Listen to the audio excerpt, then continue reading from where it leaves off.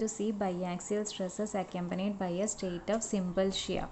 We are going to consider a rectangular bar subjected to biaxial stress sigma x, sigma y, and along with it there is a shear stress tau along the four sides. Okay, shear stress tau acting along the four sides. That is the difference here. It is accompanied by a state of simple shear or pure shear. So now resolving the forces normal to the inclined plane, we have resolving the forces normal to the inclined plane, we have sigma n into AC into T is equal to sigma x into AB into T cos theta. AB into T cos theta plus there is a tau component also. So tau into BC, tau, there is a tau component also along the direction. So tau into BC into T cos theta.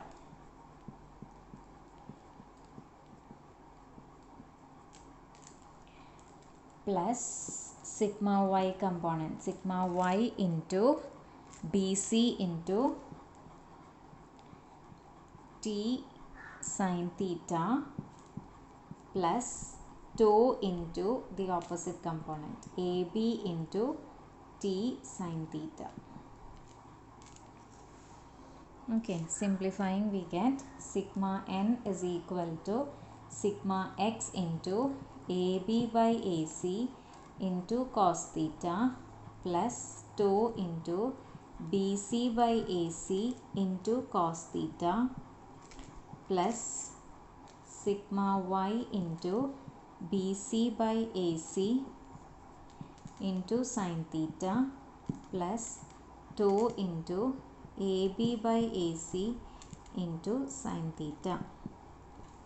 So it is sigma n is equal to sigma x into, what is AB by AC is cos theta, so it is cos square theta plus tau into BC by AC is sin theta, so it is sin theta cos theta plus sigma y into BC by AC is sin theta, so it is sin square theta plus tau into AB by AC is cos theta sin theta. So we will get sigma x cos square theta plus sigma y sin square theta plus tau by 2 sin 2 theta. So tau sin 2 theta, that is sigma x cos square theta plus sigma y sin square theta plus tau sin 2 theta. This is the expression for sigma n. This is the expression for sigma n. Forces along the inclined plane, we have sigma t into AC into T, sigma t into AC into sigma t into AC into T is plus sigma y into BC into T, sigma y into BC into T plus the tau component along AB, that is tau into AB into T into cos theta is equal to sigma x into AB into T plus tau into BC into T into sin theta.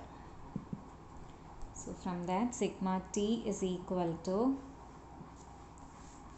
sigma x into AB by AC sin theta plus tau into BC by AC sin theta minus sigma y into BC by AC sin theta cos theta minus tau into AB by AC cos theta. That is sigma x into AB by AC is AB by AC is cos theta. AB by AC is cos theta sin theta plus 2 into BC by AC is sin theta, so sin square theta, minus sigma y into BC by AC is sin theta cos theta minus 2 into AB by AC is cos theta, so it is cos square theta.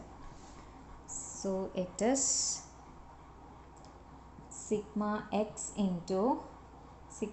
minus sigma y into sin 2 theta by 2 plus 2 into sin square theta minus cos square theta. So sin square theta you can write it as 1 minus cos 2 theta by 2, and cos square theta you can write it as 1 plus cos 2 theta by 2. On simplifying that, we will get the expression as sigma t is equal to sigma x minus sigma y by 2 sin 2 theta plus minus 2 into cos 2 theta. Sin square theta you can write it as 1 minus cos 2 theta by 2, and cos square theta you can write it as 1 plus cos 2 theta by 2. Adding and simplifying, we get it as minus 2 into cos 2 theta. So the expression for sigma t is sigma x minus sigma y by 2 into sin 2 theta minus 2 into cos 2 theta. So this expression is the expression for biaxial stresses accompanied by a state of simple shear.